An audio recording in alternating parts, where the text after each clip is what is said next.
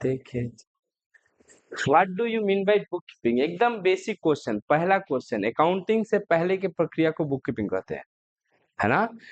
Recording of transactions is known as bookkeeping. Recording of transactions is known as bookkeeping. मतलब तुम ऐसे बोल सकते हो, जनरल, लेजर, ट्रायल बैलेंस तक का पोर्शन को क्या बोला जाता है? बुक कीपिंग, है ना। जिसमें थोड़ा बहुत अकाउंट्स को क्या किया गया है? रिकॉर्ड किया गया। क्या किया गया है? रिकॉर्ड किया। तो recording of transaction is known as bookkeeping. Bookkeeping का थोड़ा सा डिटेल में बुक कीपिंग किया जाए, थोड़ा सा डिटेल में ट्रांजेक्शन्स को डील किया जाए, रिकॉर्ड किया जाए, कम्युनिकेट किया जाए, है ना, इंटरप्रेट किया जाए, डिसीजन लिया जाए, दैट इज कॉल्ड अकाउंटिंग। क्या बोला जाता है उसको? अकाउंटिंग। तो book keeping is a part of accounting. Book keeping किसका पार्ट है? अकाउंटिंग का। अकाउंटिंग का डेफिनेशन कोई बता दो। चलो, इतना दिन से तो अकाउंटिंग पढ़ा तुम लोग, क्लास 11 और class 12। Define accounting. What do accounting? कुछ भी बोलो, मेरे को खाली अपशब्द छोड़ के, है ना। कुछ भी बोलो, मैंने हमको एक्सप्लेन को, what do you mean by accounting? Accounting से क्या समझते हो? अरे डिफाइन करो। ठीक है, छोड़ो। सबसे पहले क्या सीखे थे बचपन में? सबसे पहले क्या सीखे थे? जन्म। फिर क्या सीखे थे? लेजर। फिर क्या सीखे थे? Trial balance. ट्रायल बैलेंस से क्या बनता है? Direct balance sheet, trading, PL, balance sheet. तारपरे की हुए, फिर क्लास 12 में क्या सीखे? पार्टनरशिप सीखे। चलो, वो तो ट्रेडिंग पीएल ही निकाल रहे थे हम लोग उसका। उसके बाद एप्रोप्रिएशन, ठीक है। उसके बाद कैश फ्लो स्टेटमेंट सीखे, है ना। और क्या सीखे? रेशियो सीखे। चैप्टर बताना रे बहन, है ना। रेशियो, फाइनेंशियल स्टेटमेंट एनालिसिस सीखे, है ना। तो अब शुरू से करते हैं। Recording, classifying, summarising. रिकॉर्डिंग मतलब जनरल, क्लासिफाइंग मतलब लेजर, समराइजिंग मतलब trial balance. Summarising includes trial balance, trading, PL और बैलेंस शीट, है ना। तो ये डेफिनेशन ही हम बता रहे हैं। क्या बता रहे हैं डेफिनेशन? पहला क्या होता है बोलो? Recording. Recording is done in general. किसमें किया जाता है? जनरल में। फिर क्या किया जाता है? क्लासिफाई। किसमें किया जाता है? लेजर में। फिर क्या किया जाता है? समराइज। क्या किया जाता है? समराइज। समराइज कहाँ किया जाता है? ट्रायल बैलेंस, ट्रेडिंग, पीएल और बैलेंस शीट। अब समझो, कंपनी ए है और कंपनी बी है ना। और हमारा ये प्रॉफिट है 10 लाख का और 20 लाख का। तुम इस इंफॉर्मेशन से क्या तुम फाइंड आउट किया? तुमको पूछा जाए कि कौन सा कंपनी का परफॉर्मेंस अच्छा है, ए का कि बी का? बी का। ये क्या किए तुम? एक टाइप का डिसीजन लिए, एनालाइज किए कि दोनों का प्रॉफिट कैसा है, किसका प्रॉफिट ज्यादा है, किसका प्रॉफिट कम है, और उस हिसाब से तुम डिसीजन लिए कि company B is much better than company A. फिर ये क्या देखे हम लोग? परफॉर्मेंस। क्या देखे? परफॉर्मेंस। फिर हमने देखा कंपनी का पोजीशन। क्या देखा? कंपनी का पोजीशन। कंपनी का पोजीशन देखा तो कंपनी ए में लगा हुआ है 1 करोड़, कंपनी बी में लगा हुआ है 5 करोड़। ये 1 करोड़ इन्वेस्ट करके 10 लाख कमा रहा है, ये 5 करोड़ इन्वेस्ट करके सिर्फ 20 लाख कमा रहा है ना। तुरंत तुम्हारा डिसीजन क्या हो जाएगा? चेंज हो जाएगा। अब तुम्हारे नजर में कौन कंपनी ज्यादा अच्छा है? ए। ये क्या होता है? डिसीजन मेकिंग में काम कर रहा है। एनालाइज कर रहे हो तुम, क्या कर रहे हो? एनालाइज कर रहे हो, इंटरप्रेट कर रहे हो। इंटरप्रेट कर रहे हो मतलब इस फिगर को देख के, इस अमाउंट को देख के तुम डिसाइड कर रहे हो कि नहीं नहीं, ये कंपनी अच्छा है और ये कंपनी, ये फिगर तुम्हारे साथ कम्युनिकेट कर रहा है। क्या कर रहा है? कम्युनिकेट कर रहा है, बता रहा है कि तुमको कि देखो, ये कंपनी का परसेंटेज ऑफ प्रॉफिट जो है वो 10% है, जबकि इस कंपनी का परसेंटेज ऑफ प्रॉफिट जो है सिर्फ 4% है। कितना परसेंट है? 4% है। तो ये कंपनी खराब है और ये कंपनी अच्छा है। ये एक फैक्टर देखा। अब समझो, ये कंपनी में क्या कहानी है कि कैपिटल तो इतना इतना है ना। इस कंपनी में डेप्ट है। क्या है? डेप्ट है, लोन है। कैपिटल कितना का? 3 करोड़ का। ये कंपनी में भी, या फिर सपोज करो लोन है 5 करोड़ का, और ये कंपनी के पास 1 करोड़ का लोन है ना। फिर डिसीजन चेंज हो जाएगा। क्यों चेंज हो जाएगा? क्योंकि यहाँ पर रिस्क ज्यादा है और यहाँ पर रिस्क कम है। ये लक्ष्मी चीट फंड है। क्या है? लक्ष्मी चीट फंड है। हो सकता है कि कल के दिन ये कंपनी क्या हो जाए? बंद हो जाए, है ना। तो रिलायंस पे ज्यादा भरोसा होगा? तुम सोचो कि विराट कोहली को खेलने का मौका दिया जाए कि रिंकू सिंह को खेलने का मौका दिया जाए। तुम्हारे हिसाब से प्लेयर चुनना होगा कि दोनों में से किसी एक को भेजो, है ना, एक ओवर खेलने के लिए। किसको भेजेगा? कोहली को भेजेगा। क्यों? क्योंकि वो कंसिस्टेंट है ना, रन मारता है, स्ट्राइक रेट भले कम है ना, लेकिन वो एक ओवर अच्छे से खेल जाएगा। रिंकू सिंह हो सकता है तो 6 बॉल पे 6 छक्का मार दे, हो सके तो दूसरे के बॉल पे आउट हो गए, सूर्य कुमार यादव की तरह, है ना, कैप्टन बन रहा है, कप ले रहा है, सरमोनी लग रहा है कि 0 रन बना के आया है ना। तो टाइप ऑफ तो वैसे ही होता है कि कंपनी हम लेने से पहले क्या करेंगे, देखेंगे कि उसका परफॉर्मेंस कैसा है, उसका पोजीशन कैसा है, और ये सारा परफॉर्मेंस और पोजीशन हम लोग पूरा अकाउंटिंग करते ही है क्या बनाने के लिए, फाइनेंशियल स्टेटमेंट। क्या बनाने के लिए बोलो? फाइनेंशियल स्टेटमेंट बनाने के लिए हम लोग क्या करते हैं, कंपनी क्रिएट करते हैं। तो फाइनेंशियल स्टेटमेंट कंसिस्ट ऑफ क्या क्या चीज मिलकर फाइनेंशियल स्टेटमेंट को बनाता है? Profit and loss, balance sheet, notes of account और कैश फ्लो स्टेटमेंट। ये 4 चीज मिलके क्या बनता है अपना, बोलो? Financial statement. क्या बनता है? Financial statement. ये 4 चीज मिलकर बनता है। अब ये फाइनेंशियल स्टेटमेंट का अलग अलग काम है। जैसे प्रॉफिट एंड लॉस का क्या काम है, बोलो? कंपनी के परफॉर्मेंस को चेक करना कि कंपनी अच्छा परफॉर्म कर रही है कि नहीं कर रही है। अच्छा, analysis includes comparative balance sheet. जैसे मान लो पिछले साल का प्रॉफिट 10 लाख था, इस साल का प्रॉफिट 15 लाख हुआ, इट मींस कि हमारा परफॉर्मेंस पिछले साल के कंपेयर में बेटर हुआ है ना। पिछले साल का प्रॉफिट 15 लाख था, इस साल का प्रॉफिट 10 लाख हो गया, तो परफॉर्मेंस हमारा क्या है, खराब हो गया है। क्या हो गया है? खराब हो गया है ना। उसी तरह बैलेंस शीट हमारा किस चीज को बताता है, बोलो? पोजीशन को। एक पर्टिकुलर डेट पे क्या आपका पोजीशन है, कितना का एसेट्स है, कितना का लायबिलिटी है, कितना आउटसाइड लायबिलिटी है, कितना इंटरनल लायबिलिटी है, ये सब बताता है कौन? Balance sheet. Notes of account is a details of PL and balance sheet में जो फिगर्स है उसका डिटेल अकाउंटिंग रहता है किसके में? नोट्स ऑफ अकाउंट में। किसमें रहता है? नोट्स ऑफ अकाउंट में, है ना। अच्छा, पीएल जो बनाते हैं हम लोग किस बेसिस पे बनाते हैं, बोलो? एक्रूअल बेसिस पे बनाते हैं। किस बेसिस पे बनाते हैं? एक्रूअल बेसिस पे बनाते हैं। जबकि कैश फ्लो स्टेटमेंट जो बनाते हैं हम लोग, वो किस बेसिस पे बनाते हैं, ये बताओ? कैश बेसिस पे बनाते हैं, है ना। दोनों देखो, एक यूजर्स को दे रहे हो ना, तो उसको दोनों चीज देखना चाहिए, है ना। तुम ये तो देख लिए कि कंपनी का प्रॉफिट बढ़ रहा है। बहुत सारी कंपनियां ऐसी हैं जिसको एनालाइज करने नहीं आता, वो खाली ये देखा कि कंपनी का प्रॉफिट तो ठीक है, बढ़ रहा है, बढ़ रहा है, बढ़ रहा है ना। उसी तरह बता रहे हैं, कंपनी ए है, कंपनी बी है, या फिर हम एक सेलर है और एक विशाल सेलर है। हमने 20 लाख का सेल किया है, विशाल ने 1 करोड़ का सेल किया है ना। किसका परफॉर्मेंस अच्छा है? विशाल का। यानी इस 20 लाख में से हम 19 लाख का कैश में सेल किया है। अब विशाल 1 करोड़ में से 99 लाख का वो क्रेडिट में सेल किया है। समझ में आया क्या बोले? जब ये लोग भाग जाएगा तो विशाल कहाँ जाएगा?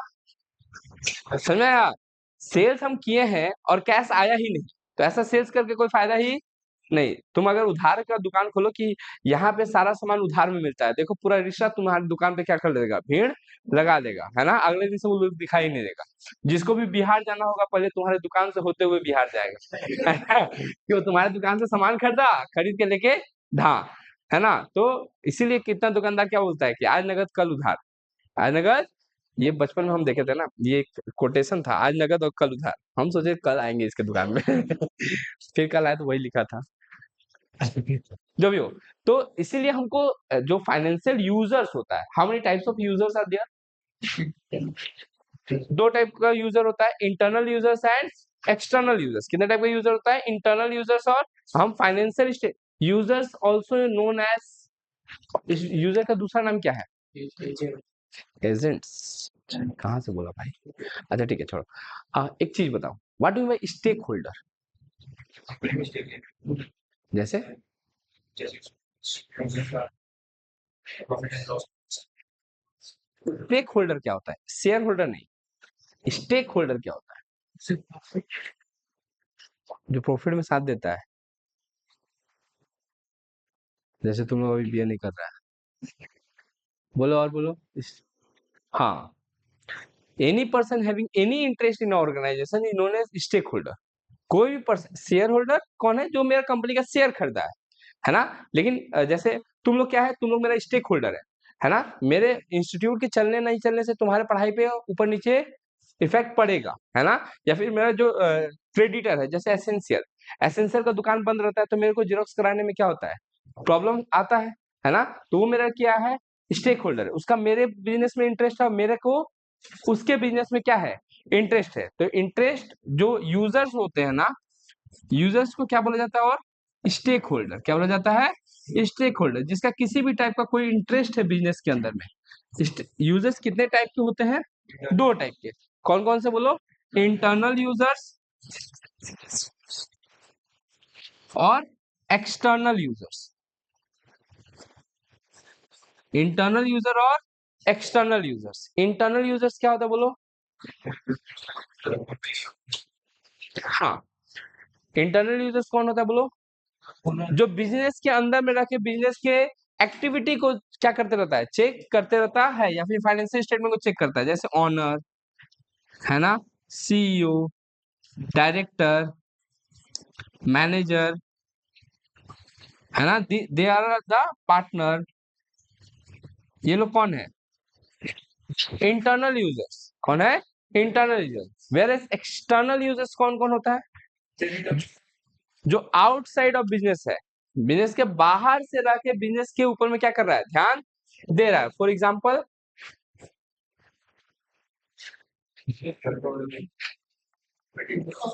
Supplier, creditor, debtor, customer, government, employ, है ना, यूनियन, ट्रेड यूनियन होता है ना,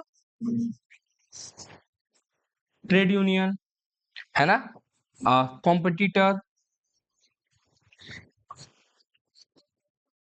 ये सब कौन है, एक्सटर्नल यूजर्स है, जो बाहर रह के हमारे बिजनेस में एक्टिविटीज को क्या करते रहता है, ध्यान देते रहता है। जैसे अगर मानो कि दो कंपनी है, या फिर कार का ही बिजनेस हो, तो हम लोग को कार चेक करना होता है तो टाटा और महिंद्रा में चेक करते हैं कि किसका, दो शेयर में हमको पैसा इन्वेस्ट करना है, टाटा में इन्वेस्ट करे चाहे महिंद्रा में इन्वेस्ट करे, तो हम देखते हैं कि कौन सा परफॉर्मेंस अच्छा कर रहा है ना। दोनों का प्रॉफिट चेक करेंगे, क्या करेंगे, प्रॉफिट चेक करेंगे कि इस कंपनी का प्रॉफिट कितना है, इस कंपनी का प्रॉफिट कितना है, किसका सेल ज्यादा है, किसका सेल कम है। तब जाके एनालाइज करके हम डिसाइड कर पाएंगे कि कौन सा कंपनी बेटर है, फ्यूचर में ग्रोथ कर सकती है, और उसमें हम पैसा क्या कर सकते हैं, इन्वेस्ट कर सकते हैं। समझ में आया क्या बोले। तो फाइनेंशियल स्टेटमेंट में क्या क्या चीज मिलकर बनता है बोलो, PL, balance sheet, notes of account और कैश फ्लो स्टेटमेंट। इसको पढ़ता कौन है, यूजर्स। वी, देखो जो सीए सीएमए कर रहा है ना, एक टाइप का क्या होता है, उसको बस एक एनालाइजिंग पावर होता है ना, वो चीजों को देख के समझ पाता है ना। जैसे डॉक्टर, डॉक्टर के पास तुम गए और तुम्हारा तबीयत खराब है, वो देख के ही बता देगा कि तुमको कोई ना कोई प्रॉब्लम है। प्रॉब्लम तो है, साथ ही साथ तुमको क्यों प्रॉब्लम है, किस लिए प्रॉब्लम है, उसके लिए वो क्या करेगा, एनालाइज करेगा। क्या करेगा, तुमको एनालाइज करेगा। फिलहाल के लिए तुमको एक दवा दे देगा जिससे कि तुम्हारा बुखार क्या हो जाए, कम हो जाए, है ना। एंटीसेप्टिक दे देगा ताकि तुम्हारे जो प्रॉब्लम हो रहा है, पेट दर्द कर रहा है, माथा दर्द कर रहा है, जो भी दर्द कर रहा है, वो सब क्या हो जाए, थोड़ा सा पेन रिलीफ बोल के दे देगा, थोड़ा सा कंट्रोल में रहोगे।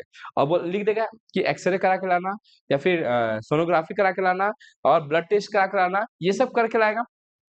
तो वैसे ही जैसे हम लोग क्या है, ये पीएल बन गया, बैलेंस शीट बन गया, ये सब क्या है हमारे लिए, एक समझो तो चार्टर्ड अकाउंटेंट के लिए बॉडी है, क्या है, बॉडी है। अब इसको हम लोग क्या करेंगे, एनालाइज करेंगे, है ना। एनालाइज किसी एक डिसीजन पे तो ले नहीं देते।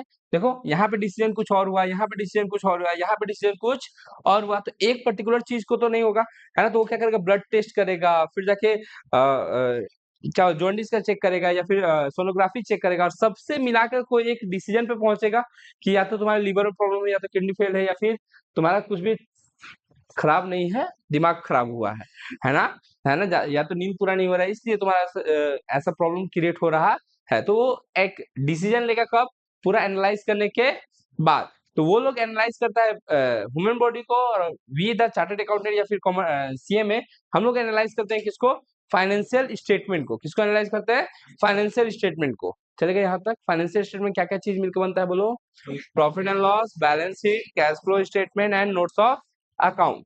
चलेगा। पहले हम लोग क्या पढ़ रहे थे बोलो, book keeping. Book keeping means recording of transactions. Accounting means recording, classifying, summarizing, analyzing, interpreting, communicating to its users, है ना, यूजर्स ऑफ फाइनेंशियल स्टेटमेंट, किसके साथ, users of financial statement, communicate करना, बात करना, समझाना, किसको, यूजर्स को। कौन है हमारे users, there are two types of users, internal users और external users. Internal users includes owner, CEO, director, manager, partner, है ना, whereas external users includes supplier, creditor, debtor, customers, government, employee, trade union and competitor, है ना। ये और बहुत सारा list है, सबका नाम लिखना पॉसिबल नहीं है। ये सब कौन है, तो तुमको एटलीस्ट तुम सीएसई में कर रहा है, सोचो, है ना, और तुमसे पूछा जा रहा है कि डिफाइन अकाउंटिंग, तो तुमको अकाउंटिंग ही पता नहीं है ना, तब तो तुम्हारे लिए क्या होगा, प्रॉब्लम क्रिएट हो जाएगा ना, कि अगर कोई पूछेगा कि ठीक है सीए कर रहे हो बच्चा, तो बोलो तो अकाउंटिंग क्या होता है, अब तुमने बोले गोल्डन रूल क्या होता है, बोलो, है ना, तुम नहीं बोल पाए, तो प्रॉब्लम क्रिएट हो सकता है, तुम्हारा क्या ही इमेज बनेगा, सीए बोल के तो पूरा इमेज बना लिया, है ना, और उसके बाद उधर से क्वेश्चन आया तो, अच्छा, कुछ कॉन्सेप्ट्स हैं, अकाउंटिंग कॉन्सेप्ट्स आता है, तुम लोग को पता है कौन कौन से अकाउंटिंग कॉन्सेप्ट होते हैं, कॉन्सेप्ट नहीं, वो तो फंडामेंटल अकाउंटिंग एजम्पशंस है ना, कितने फंडामेंटल अकाउंटिंग एजम्पशंस है, 5, कौन कौन से, हम अभी तक 3 पढ़े हैं, कितना फंडामेंटल अकाउंटिंग एजम्पशन कितना होता है, बोलो, 3, कितना होता है, there are 3 fundamental accounting assumption, 3 fundamental accounting assumption क्या होता है, बोलो, एजम्पशन मतलब क्या होता है, जैसे मानो कि अभी कोई एक गार्जियन इन किया, है ना, तो हम उसको चिल्ला चिल्ला के बोलेंगे कि हमसे बात कीजिए, हम टीचर हैं, हमसे बात कीजिए, हम टीचर हैं, कि वो ऑटोमेटिकली एज्यूम कर लेगा, ऑटोमेटिकली एज्यूम कर लेगा, मेरे को बोलने का जरूरत नहीं है ना, अगर वही सपोज करो कि हम विनीत को क्या किए हैं, स्टेज पे बोले कि तुम ये सवाल बना के दिखाओ, है ना, उधर से गार्जियन इन किया, हम उसके सीट पे जाके बैठे हुए हैं, अब ये पूरा फुटानी है, हाँ हाँ बोलिए क्या दिक्कत है आपको, है ना, उस टाइम में हमको बोलना पड़ेगा कि नहीं बोलना पड़ेगा, उस टाइम, क्योंकि वो जो एजम्पशन लेके बैठा हुआ है, वो एजम्पशन को फुलफिल नहीं हो रहा है ना, वो सोच रहा है कि जो यहाँ पे खड़ा है वो क्या है, टीचर है, बट वो एक्चुअली में टीचर नहीं है। तो हम लोग कुछ चीजों को फाइनेंशियल स्टेटमेंट जब हम लोग पढ़ते हैं, है ना, तो कुछ चीजों को एज्यूम कर लेते हैं पहले से कि हाँ हाँ ये चीज हुआ ही होगा, अगर ये चीज हुआ नहीं होगा, तब हमको अपने यूजर्स को क्या करना पड़ेगा, एक्सप्लेन करना पड़ेगा कि भैया भैया आप जो सोच रहे हैं वैसा कुछ है नहीं। जैसे क्लास 11 में अभी एडमिशन चल रहा है ना, तो क्लास 11 में एडमिशन चल रहा है, तो उन लोग को हम क्या बोल रहे हैं कि क्लास 11 पढ़ाएंगे, 12 नहीं पढ़ाएंगे, है ना, उन लोग को ऑटोमेटिकली वो लोग एज्यूम करके बैठा है कि क्लास 11 12 दोनों यहीं पे क्या करना है, कंप्लीट करना है। उनको हम बोले हैं क्या कि क्लास 11 पढ़ाने के बाद 12 पढ़ाएंगे। अच्छा मानो कि हम क्लास 12 नहीं पढ़ाने वाले हैं, मानो नहीं, मतलब कोई सोच लो ऐसा कि अगर नेक्स्ट ईयर में हो सकता है कि मेरा दिल्ली में अच्छा जॉब मिल गया है ना, फिर भी हम यहीं पे रहेंगे है ना, तो जो भी हो दिल्ली में अच्छा जॉब मिल गया है, हम जाने वाले हैं और हम 12 क्लास को नहीं पढ़ाएंगे, इस बार 11 पढ़ा देंगे, नहीं 12 कंटिन्यू नहीं करेंगे। तो हमको क्या करना चाहिए, पहले से इन्फॉर्म कर देना चाहिए, किसको, अपने स्टूडेंट्स को, यूजर्स को, है ना, कि भैया 11 तक तो हम तुम्हारा निपटारा कर देंगे, 12 में अपना हिसाब किताब देख लेना। क्यों, क्योंकि हम गोइंग कंसर्न नहीं रहने वाले हैं। क्या नहीं रहने वाले हैं, रिलायंस क्या कभी बोला है कि देखो अभी जैसे मानो कि पेट्रोल का कमी है या फिर गैस का कमी है, कमी नहीं भी है, आदमी पहले से अज्यूम करके बैठ गया है ना, कि उधर से तेल नहीं आ रहा है, गैस नहीं आ रहा है, इट मींस कि पेट्रोल का तेल का कमी है। गवर्नमेंट चिल्ला चिल्ला के बोल रहा है कि तेल और पेट्रोल का कोई कमी नहीं है या फिर गैस का कोई कमी नहीं है, लेकिन आदमी क्या लेके बैठा हुआ है, एजम्पशन लेके बैठा हुआ है। रिलायंस बंद हो जाएगा, तुमको लगता है रिलायंस बंद हो जाएगा तो हम लोग जी क्या करेंगे, है ना, सरफ साबुन ही नहीं मिलेगा, एक्चुअल आएगा ही नहीं, तो हम लोग जिंदा रहेंगे क्या, नहीं। तो वही हाल है कि कुछ फंडामेंटल अकाउंटिंग एजम्पशन है, कुछ फंडामेंटल क्या है, अकाउंटिंग एजम्पशंस है। क्या क्या एजम्पशंस है, कोई किसी को भी, हाँ गोइंग कंसर्न तो पहले बता दिए, चलो ठीक है, गोइंग कंसर्न, है ना, गोइंग कंसर्न मतलब कि business will run for infinite period of time, है ना, बिजनेस नियर फ्यूचर में बंद होने वाला नहीं है, जो कि तुम लोग ऑटोमेटिकली क्या करके रखा है, एजम्पशन लेके बैठा रहता है ना, ये सब सब कंपनी के, रिलायंस आज चल रहा है, कल के दिन पता चले कि टाटा नमक का फैक्ट्री बंद होने वाला है ना, तो क्या हो जाएगा, अचानक से टाटा नमक का डिमांड बढ़ जाएगा ना, डिमांड बढ़ जाएगा ना उसका, क्योंकि बंद होने वाला है, जो ऑलरेडी अवेलेबल है, क्वालिटी अवेलेबल है, तो उसको आदमी खरीदने के लिए क्या हो जाएगा, दौड़ जाएगा, जो भी हो। तो गोइंग कंसर्न मतलब business will run for infinite period of time, जब तक कि स्पेशली मेंशन ना करे कि हम गोइंग कंसर्न नहीं है, हम क्या एज्यूम करके बैठे हुए हैं कि हम गोइंग कंसर्न हैं। हम बोलने की जरूरत नहीं है कि हम 11 भी पढ़ाएंगे और 12 भी पढ़ाएंगे। अगर एडमिशन ले रहे हैं 11 में, दैट मीन्स कि 11 12 दोनों पढ़ाएंगे, है ना। और क्या आता है बोलो।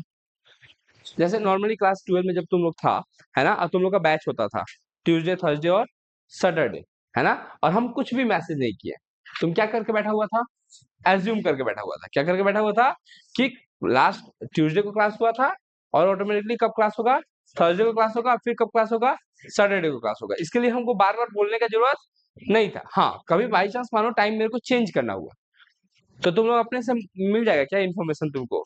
हम जब बोलेंगे कि नहीं हम कंसिस्टेंट नहीं है, क्या नहीं है, कंसिस्टेंट नहीं है, हम टाइम थोड़ा सा क्या कर रहे हैं, आगे पीछे कर रहे हैं। 5 बजे आज क्लास नहीं होगा, आज 4:30 बजे क्लास होगा, शाम को कहीं पार्टी में जाना है ना। तो वो क्या किए, जब भी टाइम चेंज करेंगे तो हम क्या करेंगे, यूजर्स को इन्फॉर्म करेंगे। उसी तरह अगर हम कंसिस्टेंट नहीं है, क्या नहीं है, कंसिस्टेंट नहीं है, तो हमको अपने यूजर्स को क्या करना पड़ेगा, इन्फॉर्म करना।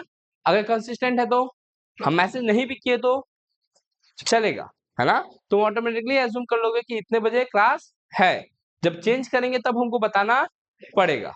अच्छा, अकाउंटिंग कितने टाइप से किया जा सकता है, 2 टाइप से। कौन कौन सा, हाँ बोलो। एक्रूअल बेसिस और कैश बेसिस। एक्रूअल बेसिस और कैश बेसिस। तुम लोग मेरा इनकम कैसे कैलकुलेट करता है, एक्रूअल बेसिस पे काउंट करता है कि भैया के पास 400 स्टूडेंट, हर एक स्टूडेंट 500 रुपया देता है, 2 लाख कमाते ही ना देता है ना मांगते हैं ना, होता है। ये क्या किया तुम, एक मोटा मोटी इनकम एस्टिमेट किया मेरा एक्रूअल बेसिस पे कि इतना स्टूडेंट है, इतना करके पैसा दे रहा है, तो इतना रुपए इनकम इनकम होना चाहिए, है ना। ये एज्यूम करके बैठा है। हमको भी इनकम टैक्स इसी के बेसिस पे क्या करना चाहिए, भरना चाहिए। लेकिन हो सकता है कि मेरे को रिसिप्ट जो है सिर्फ 300 स्टूडेंट ही दिए हैं, वो भी 500 करके, तो इट मीन रिसिप्ट कितना हुआ, 150। तो ये 150 क्या है, कैश बेसिस, और ये 2 लाख क्या है, एक्रूअल बेसिस। कितना इनकम होना चाहिए, ना कि कितना इनकम रिसीव हुआ है। उससे मतलब नहीं है, रिसीव कितना हुआ है वो मैटर नहीं करता, कितना होना चाहिए वो मैटर करता है ना। तो कितना होना चाहिए था, 2 लाख। तो एजम्पशन यही रहता है कि हम लोग क्या फॉलो कर रहे हैं, एक्रूअल बेसिस। क्या फॉलो कर रहे हैं, एक्रूअल बेसिस। हाँ, अगर एक्रूअल बेसिस फॉलो ना करके हम अगर कौन सा बेसिस फॉलो कर रहे हैं, कैश बेसिस फॉलो कर रहे हैं, तो हमको चिल्ला चिल्ला के अपने यूजर्स को क्या करना पड़ेगा, इन्फॉर्म करना पड़ेगा कि we are not following the accrual basis concept, we are following cash basis concept. समझ आया क्या बोले। तो कितने टाइप का फंडामेंटल अकाउंटिंग एजम्पशंस, 3। कौन कौन सा, गोइंग कंसर्न, कंसिस्टेंसी और एक्रूअल बेसिस। ये बात हमको बताने का जरूरत नहीं पड़ता है ना। यूजर्स ऑटोमेटिकली क्या कर लेते हैं, एज्यूम कर लेते हैं कि कंपनी ये चीज को तो फॉलो करता ही होगा। कौन कौन सा चीज को, गोइंग कंसर्न कि business will run for infinite period of time. दूसरा क्या था, कंसिस्टेंट है बिजनेस, है ना। बिजनेस कंसिस्टेंट मतलब अगर अकाउंटिंग टर्म्स के हिसाब से समझे तो हम अगर डेप्रिसिएशन मानो 10% से चार्ज कर रहे हैं, तो हम कंटिन्यूअसली 10 साल तक कितने परसेंट से चार्ज करेंगे, 10% से ही चार्ज करेंगे। हाँ, अगर हम चाहते हैं कि नहीं हम चेंज इन मेथड करें, हम 10% से बढ़ा के अब कितना परसेंट चार्ज करें, 15% चार्ज करें, तो हमको अपने यूजर्स को क्या करना पड़ेगा, बताना पड़ेगा कि देखिए पिछले साल का प्रॉफिट और इस साल का प्रॉफिट में इसलिए भी डिफरेंस आया होगा क्योंकि हम पहले डेप्रिसिएशन 10% से चार्ज करते थे और इस साल से हम लोगों ने डेप्रिसिएशन 15% से चार्ज किया है, जिसकी वजह से खर्चा ज्यादा हो गया है। खर्चा ज्यादा हो गया तो मेरा प्रॉफिट ऑटोमेटिकली क्या दिखाएगा, कम दिखाएगा, है ना। तो अगर कुछ कंसिस्टेंट नहीं है, क्योंकि लोग क्या करेंगे, 2 साल का अलग अलग साल का प्रॉफिट क्या करेंगे, मान लो दोनों साल का प्रॉफिट क्या है, 10 लाख है, लेकिन यहाँ पे एक पॉइंट लिख दिया कि हम लोग डेप्रिसिएशन 15% से चार्ज किए, है ना। तो 15% से चार्ज होने के बाद भी प्रॉफिट मेरा उतना ही है। दैट मीन्स कि हमारा प्रॉफिट इस साल का क्या था, ज्यादा था, है ना। कहीं ना कहीं डेप्रिसिएशन की वजह से क्या हो गया है, कम हो गया है ना। तो कुछ चीज अगर कंसिस्टेंट नहीं है तो हमको क्या करना पड़ेगा, अपने यूजर्स को इन्फॉर्म करना पड़ेगा कि we are not consistent in this matter. चलेगा यहाँ तक। फिर क्या है, एक्रूअल बेसिस और कॉस्ट कैश बेसिस होता है जिसको हम फॉलो करते हैं हमेशा, ना बोल के भी, तो वो कौन सा होता है, एक्रूअल बेसिस। अगर हम चाहते हैं कि हम कैश बेसिस फॉलो करें तो हमको क्या करना पड़ेगा, इन्फॉर्म करना पड़ेगा। किसको इन्फॉर्म करना पड़ेगा, लिखो,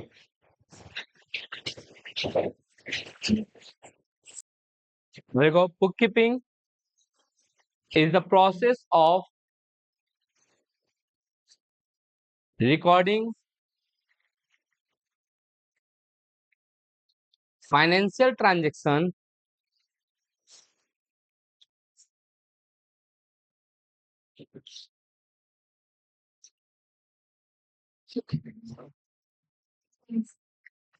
recording financial transactions in the books of account in the books of account systematically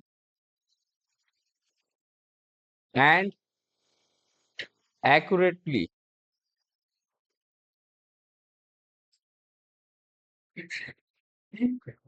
Accurately. ACCURATELY. लिखो features of bookkeeping. Features of bookkeeping.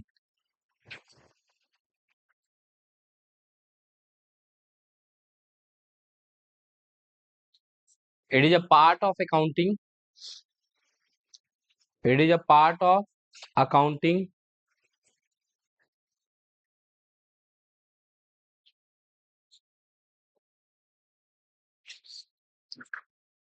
It is next point. It is the primary stage of accounting process. It is the primary stage of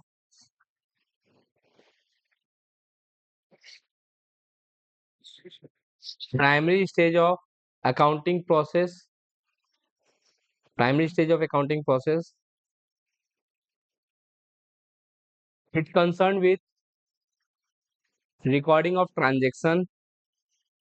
It concerned with recording of transaction.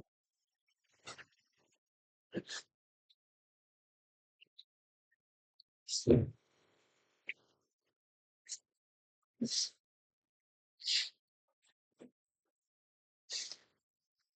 लिखो it function start with लिखो it starts with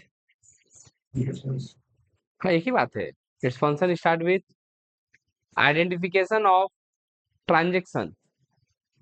Identification of transaction.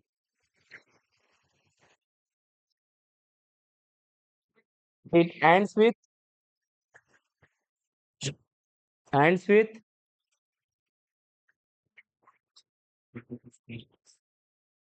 preparation of trial balance.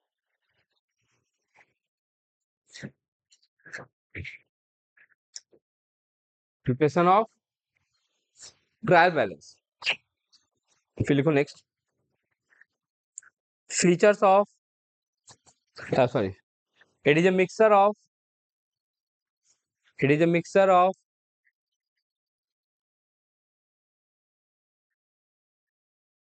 arts and science. It is a mixture of arts and science. कोई दिक्कत यहाँ तक? देखो it is the work of bookkeeper. It is the work of bookkeeper. ये किसका काम है? Bookkeeper का, अकाउंटेंट का काम नहीं है ना? अकाउंटेंट का काम क्या है? उसको उसके बाद का process trading, PL, balance sheet, ratio, cash flow statement, ये सब काम है किसका? एक अकाउंटेंट का, है ना? ये क्या है? रिकॉर्डिंग ऑफ ट्रांजेक्शन है सिर्फ। क्या है? रिकॉर्डिंग ऑफ ट्रांजेक्शन, जिसमें क्या क्या आता है बोलो? जर्नल लेजर और ट्रायल बैलेंस तक। स्टार्टिंग होता है आइडेंटिफिकेशन ऑफ ट्रांजेक्शंस, इवेंट होता है एक, है ना? देखो हम लोग कुछ भी तो रिकॉर्ड नहीं कर लेंगे ना अपने बुक्स ऑफ अकाउंट में, हम लोग सिर्फ उसी चीज को रिकॉर्ड करेंगे जो फाइनेंशियल नेचर का है। जो फाइनेंशियल नेचर का नहीं है उसको रिकॉर्ड नहीं करते हैं। फाइनेंशियल नेचर मतलब जिसमें पैसा इन्वॉल्व होना चाहिए। जैसे हम किसी को जॉब पे इंटरव्यू ले रहे हैं, it is not a financial transaction, इसलिए हम लोग इसको बुक्स ऑफ अकाउंट में रिकॉर्ड नहीं करेंगे। किसको बुक्स ऑफ अकाउंट में रिकॉर्ड किया जाता है? जो किस नेचर का है? फाइनेंशियल नेचर का है, उसी को बुक्स ऑफ अकाउंट में क्या किया जाता है? रिकॉर्ड किया जाता है। देखो पहला स्टेप क्या है? आइडेंटिफिकेशन ऑफ ट्रांजेक्शंस, है ना? कि वेदर इवेंट है कि ट्रांजेक्शन है, पैसा इन्वॉल्व है या नहीं पैसा इन्वॉल्व है। तो measuring the identified transactions in terms of money, क्योंकि हम बिना पैसा का चीज मनी मेजरमेंट कॉन्सेप्ट, क्या चीज? मनी मेजरमेंट कॉन्सेप्ट हमको सिखाता है कि जो चीज को मनी में मेजर नहीं कर सकते हैं उसको हम लोग बुक्स ऑफ अकाउंट में रिकॉर्ड भी नहीं करेंगे, है ना? फिर recording of identified transaction in journal, फिर जर्नल से कहाँ होता है, journals are posted to the ledger. फिर क्या किया जाता है, बैलेंसिंग ऑफ लेजर, लेजर का हिसाब किताब करके बैलेंस सीडी और बीडी करना है ना। फिर preparation of list of debtor and creditor, कौन कौन मेरा डेटर है, कौन कौन मेरा क्रेडिटर है, और कितना का बैलेंस किससे हम पाना है और किसको कितना रुपया देना है। एंड लेटर ऑन क्या बनाते हैं हम लोग, ट्रायल बैलेंस। और यहाँ पे किसका काम खत्म हो जाता है, बुक कीपिंग का, है ना। आइडेंटिफिकेशन ऑफ ट्रांजेक्शन से स्टार्ट होता है और प्रिपरेशन ऑफ ट्रायल बैलेंस पे आकर खत्म हो जाता है। चलेगा, करो कॉपी। डेफिनेशन देखो, accounting is a process of identifying, recording, classifying and summarizing। ये तो कहीं ना कहीं ये कहाँ तक का बात था, समराइजिंग मतलब ट्रायल बैलेंस, ट्रेडिंग पीएल और बैलेंस शीट, ये सब बन गया, बैलेंस शीट तक बन गया।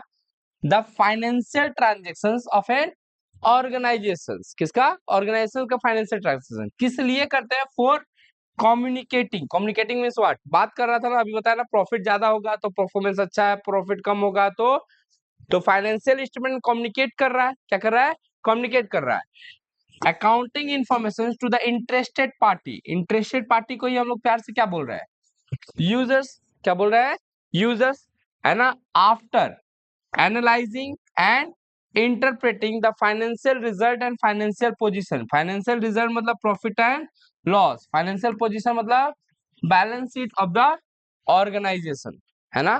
तो ये क्या है, प्रॉपर डेफिनेशन है किसका, अकाउंटिंग का। क्या होता है accounting, is the process of identifying, recording, summarising, classifying, summarising the financial transaction of an organisation for communicating accounting information to the, समझ गया, करो कॉपी। क्या है, फीचर्स ऑफ अकाउंटिंग, कॉमर्स लिए, that means it is a mixture of arts and science, है ना। It is a process of identifying, measuring, recording, classifying, summarising, analysing, interpreting and communicating. उसी definition को ही क्या कर दिया, एक बार में एक लाइन में लिख दिया। It is a continuous process, year ending होता है लेकिन नेक्स्ट ईयर से फिर से 1 अप्रैल से क्या हो जाता है, स्टार्ट हो जाता है, that is why it is also called continuous process है ना। It is viewed as a information system, उसके अंदर में जो फाइनेंशियल स्टेटमेंट होता है उससे हम लोग को इंफॉर्मेशन पता चलता है कि कंपनी के पास कितना एसेट्स है, कितना का लायबिलिटी है, कौन इंटरनल कैपिटल है, कितना एक्सटर्नल कैपिटल है, ये सब। It is also known as language of business, मतलब accounting is also known as language of business, है ना। It means to the end, not an end of itself, खत्म होना भी खत्म नहीं होने के एक नई शुरुआत का पहचान है ना। Type of, it is input output process, हम लोग क्या कर रहे हैं, ट्रांजेक्शन को इनपुट के रूप में बुक कीपिंग में डाल रहे हैं और आउटपुट में क्या निकल रहा है, financial result and financial position, क्या निकल रहा है, फाइनेंशियल रिजल्ट और फाइनेंशियल पोजीशन निकल रहा है, इसलिए इसको क्या बोला जाता है, इनपुट एंड आउटपुट प्रोसेस भी बोला जाता है। तो 2-4 पॉइंट अगर देखा जाए, it is an arts and science, it is a continuous process, it is a language of business, it is a input and output process of accounting. लिखो,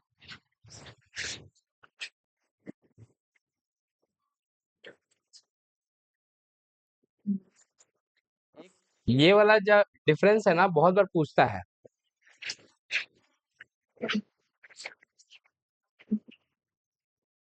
पहले बुक कीपिंग और अकाउंटिंग में डिफरेंस, बुक कीपिंग और accounting में difference बहुत बार question पूछा है ना।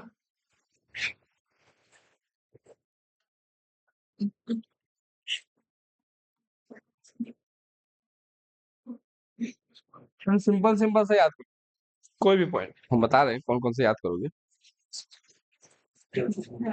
10 मिनट में फोन कर रहे सर, 10 मिनट में फोन कर रहे sir. It's scope is limited, है ना, इसको स्कोप क्या है, लिमिटेड है, जबकि इसका स्कोप वाइडर है किसके कंपेयर में, बुक कीपिंग के कंपेयर में। It is a primary stage of accounting, कौन प्राइमरी स्टेज ऑफ अकाउंटिंग है, बुक कीपिंग। और जब it start with the book keeping ends, जब बुक कीपिंग खत्म हो जाता है तो स्टार्ट होता है किसका काम, अकाउंटेंट का। It does not require any special skill, कोई स्पेशल स्किल नहीं, थोड़ा बहुत जनरल एंट्री सीख लिया, गोल्डन रूल पढ़ लिया, वो जनरल एंट्री करना स्टार्ट कर देगा, है ना। It require special skill and ability, analysis करने आना चाहिए, रेशियो उसको पता होना चाहिए कि current assets by current liability होता है, डेब्ट इक्विटी रेशियो पता होना चाहिए, तब जाके वो अच्छे से क्या कर पाएगा, एनालाइज कर पाएगा और डिटरमाइन कर पाएगा। रूटिंग एंड क्लरिकल वर्क है, ये क्या है, जबकि इसके में क्या है, एनालिटिकल है, उसमें डिसीजन लेना है, डायनेमिक है, चेंज होते रहता है ना, पास्ट डेटा पे अवेलेबल होता है। अगर लिमिटेशन पढ़ोगे अकाउंटिंग का, तो जो अकाउंटिंग होता है वो पास्ट डेटा पे अवेलेबल होता है ना, पीछे क्या हुआ था, पिछले साल कितना सेल किए थे, उसके हिसाब से ग्रॉस प्रॉफिट परसेंटेज है, तो ये एक लिमिटेशन भी है ना। ये किसके द्वारा बनाया जाता है, junior staff known as bookkeeper, इसको जो बनाता है सीनियर स्टाफ के द्वारा नोन एज अकाउंटेंट, है ना। It does not depend on accounting, क्योंकि पहले बुक कीपिंग होता है फिर अकाउंटिंग होता है, but it depends on bookkeeping, क्योंकि बुक कीपिंग होगा तभी तो अकाउंटिंग हो पाएगा, है ना। It does not prepare a final account, it prepares final account, क्योंकि इसका कहानी खत्म हो जाता है, it's ends with trial balance, है ना, ये इवन कंटिन्यू रहता है। It does not supervise and check the work of accountant, अगर बुक कीपर कुछ गलती किया होता है तो हम लोग रेक्टिफाइड करते हैं, क्या करते हैं, रेक्टिफाइड करने के बाद ट्रेडिंग पीएल और बैलेंस शीट बनाते हैं, तो ये क्या करता है, सुपरवाइज करता है और चेक करता है जो काम किया गया है किसके द्वारा, बुक कीपर के द्वारा। It ends after preparation of trial balance, है ना, ये एंड कब होता है, ends after the communicating accounting informations, accounting informations communicate करने के बाद इसका काम क्या होता है, खत्म होता है। चलेगा यहाँ तक, ठीक है, इसको हम फॉरवर्ड कर देंगे तुम लोग को, है ना। एक और चीज दिखा दे रहे हैं,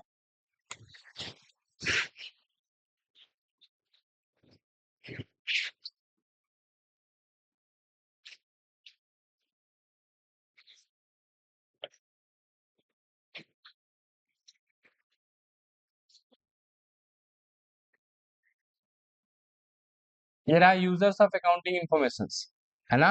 कितने टाइप के यूजर्स, दो टाइप के, कौन कौन से, इंटरनल यूजर्स और एक्सटर्नल यूजर्स। एक्सटर्नल यूजर्स के अंदर में हैविंग अ डायरेक्ट इंटरेस्ट और हैविंग अ इनडायरेक्ट इंटरेस्ट, इतना अच्छा हमको कहीं नहीं मिला था आज तक, हम बहुत बार मैंने यूजर्स पढ़े हैं हर एक बुक में, है ना, इससे अच्छा एक्सप्लेनेशन कहीं नहीं मिला था। खैर ये एक चीज गलती किया कि वर्कर एम्प्लॉय को वो इंटरनल में डाला है, जबकि सीए वाला बुक में कितना जगह हम देखें वर्कर एंड एम्प्लॉय को कहाँ डाल के रखा है, वो एक्सटर्नल में डाल के रखा है। एक्सटर्नल यूजर्स जिसका डायरेक्ट इंटरेस्ट होता है बिजनेस के अंदर में, जैसे creditor, investor, tax authorities, consumer, foreign entrepreneurs और कॉम्पिटिटर, है ना। जिसका इनडायरेक्ट इंटरेस्ट होता है, जैसे trade union, news media, labour union, government, researcher, journal people और रेगुलेटरी एजेंसीज, है ना। इन लोग का इनडायरेक्ट इंटरेस्ट होता है और इन लोग का डायरेक्ट, इन लोग ये लोग कनेक्टेड रहता है, इसको कस्टमर भी लिख सकते हो, है ना, कंज्यूमर तो लिखा हुआ है, डेटर। चलेगा ये एक बार फिर फॉरवर्ड कर देंगे, लिख लो इसको।